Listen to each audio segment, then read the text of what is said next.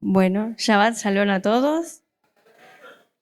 Voy a leer el Maftir, que está en número 7 del 87 al 89. Bueno, voy a ir leyendo. Si quieren ir buscando también la Haftará, no hace falta que busquen el Maftir. Pueden ir buscando la Haftará en Jueces 13, del 2 al 25. Yo mientras voy leyendo el Maftir. Empiezo. Todos los bueyes para el holocausto, 12 becerros, 12 los carneros, 12 los corderos de un año con su ofrenda y 12 los machos cabríos para expiación. Y todos los bueyes de la ofrenda de paz, 24 novillos, 60 los carneros, 60 los machos cabríos y 60 los corderos de un año. Esta fue la ofrenda para la dedicación del altar después que fue ungido. Y cuando entraba Moisés en el tabernáculo de reunión para hablar con Dios, oía la voz que le hablaba de encima del propiciatario que estaba sobre el arca del testimonio, de entre los dos querubines, y hablaba con él. Amén. Vamos a ir directamente ahora a la Haftará. Sí, la Haftará está en Jueces 13, del 12 al 25.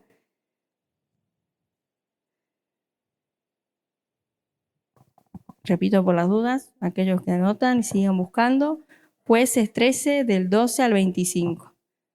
Yo a esta Haftará, mientras van buscando, le puse por nombre un pueblo llamado a consagrarse. ¿Sí? Listo, empezamos con la lectura. Tiene por título Nacimiento de Sansón. ¿Sí? Vamos al versículo 2. Y había un hombre de Sorá, de la tribu de Dan, el cual se llamaba Manoa, y su mujer era estéril y nunca había tenido hijos. A esta mujer apareció el ángel del Señor y le dijo: He aquí que tú eres estéril y nunca has tenido hijos, pero concebirás y darás a luz un hijo. Ahora pues, no bebas vino ni sidra, ni comas cosa inmunda, pues he aquí que concebirás y darás a luz un hijo, y navaja no pasará sobre su cabeza, porque el niño será nazareo a Dios desde su nacimiento, y él comenzará a salvar a Israel de mano de los filisteos. Versículo 6. Y la mujer vino y se lo contó a su marido diciendo: Un varón de Dios vino a mí, cuyo aspecto era como el aspecto de un ángel de Dios, temible en gran manera, y no le pregunté de dónde era ni quién era, ni tampoco él me dijo su nombre. Y me dijo: He aquí, tú concebirás y darás a luz un hijo. Por tanto, ahora no bebas vino, ni sidra, ni comas cosa inmunda, porque este niño será nazareo a Dios desde su nacimiento hasta el día de su muerte. Versículo 8. Entonces oró Manoa al Señor y dijo: Señor mío, yo te ruego que aquel varón de Dios que enviaste vuelva ahora a venir a nosotros y nos enseñe lo que hayamos de hacer con el niño que ha de nacer. Y Dios oyó la voz de Manoa, y el ángel de Dios volvió otra vez a la mujer, estando ella en el campo, mas su marido Manoa no estaba con ella. Y la mujer corrió prontamente a avisarle a su marido, diciéndole: Mira que se me ha aparecido aquel varón que vino a mí el otro día. Y se levantó Manoa y siguió a su mujer. Y vino al varón y le dijo: ¿Eres tú aquel varón que habló a la mujer? Y él le dijo: Yo soy. Entonces Manoa dijo: Cuando tus palabras se cumplan, ¿cómo debe ser la manera de vivir del niño y qué debemos hacer con él? Y el ángel del Señor respondió a Manoa: La mujer se guardará de todas las cosas que yo le dije. No tomará nada que proceda de la vid, no beberá vino ni sidra, y no comerá cosa inmunda. Guardará todo lo que le mandé. Versículo 15. Entonces Manoa dijo al ángel del Señor: Te ruego, nos permitas detenerte y te prepararemos un cabrito. Y el ángel del Señor respondió a Manoa: Aunque me detengas, no comeré de tu pan. Mas si quieres hacer holocausto, ofrécelo a Yahvé. Y no sabía Manoa que aquel fuese ángel del Señor. Entonces dijo Manoa al ángel del Señor: ¿Cuál es tu nombre para que cuando se cumpla tu palabra te honremos? Y el ángel del Señor respondió: ¿Por qué preguntas por mi nombre? ¿Qué es admirable? Y Manoa tomó un cabrito y una ofrenda y lo ofreció sobre una peña al Señor.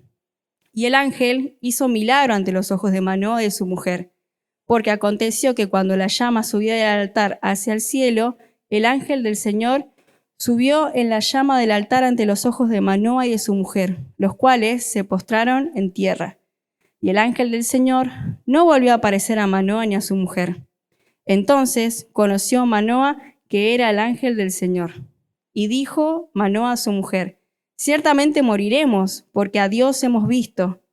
Y su mujer le respondió: si el Señor nos quisiera matar, no aceptaría de nuestras manos el holocausto y la ofrenda, ni nos hubiera mostrado todas estas cosas, ni ahora nos habría anunciado esto. Y la mujer dio a luz un hijo y le puso por nombre Sansón. Y el niño creció y el Señor los bendijo. Y el espíritu del Señor comenzó a manifestarse en él en los campamentos de Dan, entre Sora y Estaol. Amén. Bueno, esa sería la conexión. Como dije, yo le puse el título de Un pueblo llamado a consagrarse. Y bueno, antes de empezar quisiera darles un contexto histórico en por qué se está desarrollando justamente esto del nacimiento en el libro de Jueces, ¿sí? Bueno, el libro de Jueces nos relata el tiempo que vivió el pueblo de Israel mucho después de la muerte de Josué, ¿sí? No sé si se acuerdan quién fue Josué, el que sacó a Israel, los llevó ay, no me sale la palabra, lo llevó a la tierra prometida, ahí está, no me sale el nombre, ¿sí? Y antes de que comenzaran a reinar los primeros reyes, ¿sí? Pasó esto después de la muerte de José y antes que empezaran a reinar los primeros reyes en Israel. Fue una época muy difícil espiritualmente para el pueblo, porque estos constantemente se alejaban de Dios y hacían lo malo delante de él. Todo esto a causa de desobediencia, ¿sí? Dios permitía que las naciones enemigas los oprimieran, entonces el pueblo sufría, clamaba a Dios y el Señor levantaba jueces o libertadores para rescatarlo.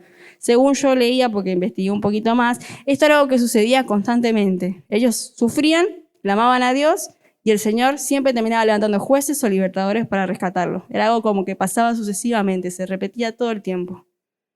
Bueno, y acá en el capítulo 13, Israel estaba siendo oprimido por los filisteos desde hace 40 años, algo de lo cual, como dije antes, ya se habían acostumbrado, porque era algo que pasaba todo el tiempo. Los filisteos eran uno de los enemigos más poderosos de Israel y mantenían al pueblo bajo temor y dominio. En medio de este tiempo oscuro, Dios decidió comenzar a preparar la liberación de Israel, ¿sí? Este sería como el contexto de qué es lo que está pasando ahora en el libro de Jueces, en el relato que acabamos de ver. Ahora, volviendo a lo que leíamos de lo que fue el nacimiento de Sansón, acá en este relato podemos ver al matrimonio de Manoa, que nombra al varón, y su esposa, no dice su nombre, solamente nombra a Manoa, ¿sí? Ella era una mujer estéril, incapaz de dar vida. Pero acá podemos ver que para el Eterno no hay cosa imposible, ¿sí? Acá se manifiesta y el ángel del Señor se presenta y le anuncia a la mujer diciendo: tendrás un hijo, vas a tener un hijo, pero le dice que no va a ser un hijo cualquiera, va a ser un hijo con propósito, con un llamado, ¿sí? Le dice que va a ser nazareo desde el vientre. Y hay cositas que a mí me gustaría recalcar, por ejemplo, en este caso, que el ángel le dice que es apartado para Dios, que este bebé, esta respuesta va a ser apartado para Dios, ¿sí? Y a partir de acá empieza lo que sería la liberación de Israel. También podemos ver que la esterilidad de la mujer era algo que a mí me llamaba mucho la atención cuando lo leí. Esta mujer era el reflejo justamente de la condición que el pueblo estaba pasando en ese momento, ¿sí? Ellos estaban espiritualmente secos, porque como les dije antes, o sea, estaban todo el tiempo oprimidos, sufrían. Entonces, era justamente, me impactaba ver esto, ¿no? De que muchas veces hay una persona o algo justamente que es el reflejo, en este caso lo vemos en esta mujer, que era el reflejo de cómo estaba el pueblo, ¿sí? Parece un relato, pero mientras yo leía decía, wow, la verdad que me sorprendía haber aprendido y haber como conocido esa parte de la historia, ¿no? Como que esta mujer era el reflejo de cómo estaba el pueblo en ese momento, que era justamente alejado del Eterno, estaba estéril, estaba espiritualmente seco, ¿sí? algo que podemos ver, que recalca justamente el ángel del Señor, es el llamado, como dije, otra palabra,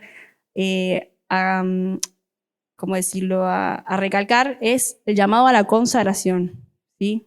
Dije apartado para Dios y ahora consagración, llamado a la consagración. El niño que nacería, llamado Sansón, debía ser nazareo desde el vientre. Esto implicaba 3 votos: no cortar su cabello, no tocar cuerpos muertos y no beber vino ni comer nada impuro, que eso también lo veíamos en la parashá esta semana. Pero otra cosa que a mí me llamaba la atención también es que no solamente le pide a la madre cuidarse para el niño, sino también que ella debía cumplir con las restricciones para ella durante el embarazo, ¿sí? Acá podemos ver que antes de que el libertador, o sea, Sansón, naciera, la casa y la familia ya debían estar consagradas al Eterno también, ¿sí? Es algo maravilloso saber que el Eterno está buscando en nosotros que nos consagremos, ¿sí? Porque era no solamente el niño, sino que le pedía también a los padres que su casa estuviera consagrada, que el cuerpo de la mujer estuviera consagrada y siempre apartada para Dios. Por eso le pedía que no bebiera vino, que no tocara cosas impuras. Creo que eso también lo vemos a lo largo de la Escritura, que muchas veces el Eterno nos pide apartarnos para Él y también nos da como las instrucciones sobre qué no tenemos que comer, qué es lo que no tenemos que tocar. Es como que todo el tiempo nos está diciendo que quiero consagrar, quiero que seas puro, ¿sí? Eso también es algo que yo lo veía mientras iba leyendo. Bueno, había dicho que en esto podíamos ver que el libertador, antes de que naciera, la casa y la familia la debían estar consagradas. Esto, en otro contexto histórico, Israel también imitaba las costumbres paganas de los filisteos, porque justamente estaban entre ellos, ¿no? Los gobernaban. Entonces, el voto nazareo era un recordatorio visual de que Israel debía volver a ser un pueblo santo y apartado para Dios. Acá lo volvemos a ver, el Eterno pidiéndonos otra vez, o sea, pidiéndole al pueblo que sea santo y apartado para Él. Bueno, en el verso 8, ¿sí? Podemos ver que Manoa, como sacerdote de su hogar, pide al ángel que vuelva. Y eso habla de que no solo quería recibir la promesa de un hijo, sino que también necesitaba cómo aprender a obedecer al Eterno en esta tarea. ¿Sí? Es algo realmente maravilloso que yo también, todo mientras iba leyendo, como que decía, wow, Señor, me estás queriendo revelar un montón de cosas. ¿Sí? Me pareció impresionante ver la actitud también de este hombre de decir, está bien, Señor, me mandaste un hijo, me mandaste la promesa, pero también quiero que me mandes o que me digas, me instruyas sobre cómo llevar la vida de esta promesa, ¿no? De este libertador, cómo tenemos que hacer para que él viva, cómo lo podemos cuidar, pero no solamente cuidar físicamente, ¿no? Sino en eso, en ese voto nazareo, de hacer que ese bebé, de que esa respuesta sea realmente consagrada al Eterno y que ellos no sean como un obstáculo en todo eso, ¿no? Sino poder acompañarlo, ser ese... el Eterno, si los vio aptos, fue para que realmente lo acompañaran, ¿sí? Bueno, volviendo, en los versos 9 al 14, el Eterno podemos ver que responde a través del ángel nuevamente con la guía, justamente que Manoa le pide, ¿no? De cómo guiar a Sansón. Y por último, en los versículos 21 y 23, podemos ver que Manoa tiene miedo y piensa que van a morir después de ver al ángel. A lo que su esposa le dice que el Eterno les aceptó su sacrificio. ¿Qué nos dice eso también? Que muchas veces el Eterno nos da señales de su amor, de su fidelidad, pero el miedo o lo que vemos en nuestro diario vivir nos hace desconfiar y olvidarnos de lo que Él nos ha prometido. Esa es otra cosa que también me impactaba mucho, porque el Eterno le dice a la esposa de Manoa, justamente a él, que van a tener un hijo, les dice que va a ser nazareo, que se tiene que cuidar, y aún así como que le da miedo, ¿no? Como que le da un poquito de miedo, y la esposa le dice, bueno, pero el Eterno aceptó nuestro sacrificio, nos vio aptos, ¿sí? Nos vio aptos para poder, como dije antes, guiar a este libertador, de poder consagrarlo, hacer que se consagre a Dios. Y Manoa tuvo miedo, ¿sí? Algo que capaz es muy normal en el ser humano, ¿no? Pero a veces no hay que dejarnos ganar por ese miedo. Eso pensaba yo. Como que muchas veces el Eterno nos ha dado muchas promesas, nos ha dado muchas señales, nos ha dicho tantas cosas y a veces por, no sé, ver la condición en la que vivimos, la condición en la que estamos, o no sé, porque no tengo los recursos, porque estoy así, es como que ponemos tantos peros o solamente vemos lo que nos está pasando ahora sin confiar en que el Eterno, si algo nos dijo, es porque Él ya nos vio capaz, nos vio aptos, ¿sí? Y para ir cerrando, me gustaría compartirles lo último, ¿sí? Que era una mini reflexión, que bueno, decía que la promesa en el vientre de una mujer estéril nos recuerda que Dios no nos ha olvidado, ¿sí? Y en eso no solo dice que ese hijo va a ser consagrado a Dios, sino también es un recuerdo para todo ese pueblo que ellos también debían ser consagrados y apartados para Dios. ¿Sí? Y cuando digo mujer estéril, por ahí capaz uno se pregunta, bueno, sí, pero yo soy varón o ya soy una mujer grande, no voy a tener hijos.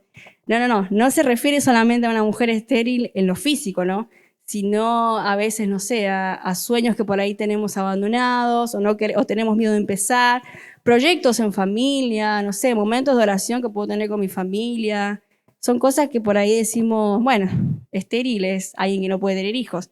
Pero en realidad estéril va más allá de lo físico. Van las cosas que yo no puedo hacer que nazcan de mí, como dije antes, proyectos, sueños, ideas, cosas que el Eterno plantó en mí que yo no puedo hacer que florezcan, llamados que el Eterno nos hace, porque hemos visto que el Eterno nos ha creado con un propósito, ¿no? Y a veces nosotros como que truncamos ese propósito al no dejar, por ejemplo, que lo que nos prometió nosotros lo llevemos a cabo, o sea, no hagamos que nazca, ¿sí? En eso creo que se lleva más que nada la esterilidad, no solamente en lo que es una mujer estéril, en lo físico, ¿sí? Para que eso más o menos quede claro.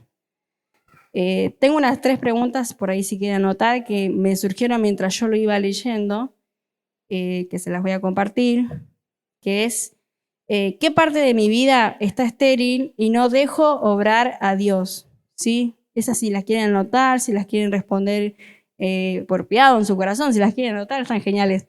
Porque yo mientras lo leía iba reflexionando esto, ¿no? ¿Qué parte de mi vida está estéril y no dejo obrar a Dios? Eso con lo que yo decía del tema de que una mujer estéril no es solamente físicamente, ¿no? Va más allá de mis ideas, de lo que yo estoy sintiendo, de lo que yo estoy viviendo. O sea, ¿qué parte de mí está estéril y no dejo que Dios sobre? ¿Sí? La otra pregunta es, ¿hace tiempo que no nace nada nuevo en mí? ¿Qué es lo que yo no estoy permitiendo que nazca? ¿Sí? Mi llamado, el propósito, un servicio, no sé. Esa es sería la otra pregunta. ¿Hace tiempo que no nace nada nuevo en mí? Creo que está bueno preguntarse también eso, porque a veces nos estancamos tanto que no nos damos cuenta que por ahí vivimos estancados, ¿no? En la misma rutina, en las mismas cosas por hacer. Y eso también a mí me lleva a preguntar, bueno, Señor, ¿qué es lo que están haciendo nuevo en mí? ¿Estoy haciendo lo mismo de siempre? ¿Qué es lo que puedo hacer para que la esterilidad más allá física, no sé, cambie, ¿no? Que hagan nuevos cambios. Y yo creo que esto antes de Shavuot también está bueno preguntárselo, porque creo que aprendemos ahora que Shavuot también nos hace nacer de nuevo, ¿no? Es un nuevo nacimiento. Y la tercera pregunta sería, ¿qué partes de mi vida no estoy pudiendo o no estoy consagrando al Eterno? A mí sí hay algo que siempre me impactó y me tocó en mi vida desde que yo era joven. Es el tema de la consagración, ¿no? El ser apartado para Dios. Porque por ahí uno, no sé, con 15 años, como yo tenía, decía, bueno, Señor, ¿cómo puedo ser apartada para vos? Y al final me mandé tantos mocos, me ensucié, por así decirlo, tanto, con cosas que fui haciendo. Entonces decía, bueno, Señor, nunca voy a ser apta, nunca voy a ser consagrada a vos, nunca voy a ser apartada porque estoy así, porque soy así, porque hay cosas que no puedo cambiar. Y en verdad el Eterno todo el tiempo nos está diciendo, consagrate a mí, purificate. Por eso yo creo que también el tema del conteo es algo importante, porque en esa purificación nos vamos de a poco siendo apartados para el Eterno. Él nos va limpiando, nos va sacando todo aquello que no nos permite acercarnos a Él y poder ser consagrados. Cuando yo entendí que ser consagrados era ser apartados para Dios, fue como, no sé, algo maravilloso. Yo dije, Señor, yo quiero aprender a vivir así. Quiero que mi vida entera, mi familia, inclusive mi cuerpo, todo lo que yo voy viviendo sea apartado para vos. Yo creo que cuando entendemos eso, ya empezamos a ser consagrados, ¿no? Y entender que somos apartados para Dios es maravilloso, porque más ahora entendiendo, yo reflexionaba más o menos que en esto de Shavuot, justamente todo entrando a Shavuot, el Eterno como que nos aparta como una amada al darnos una alianza, o sea, hace pacto, ¿no? La Torá, y ya nos aparta, o sea, nos hace apartados para Él, como cuando la persona que se va a casar le da un anillo a otra persona, o sea, ya la hace apartada para Él, ¿no? Y el Eterno así nos está haciendo apartados también. Yo diría que no es esperar hasta que, bueno, llegue Shavuot y que el Eterno me aparte recién ahí, después sigo viviendo como queramos.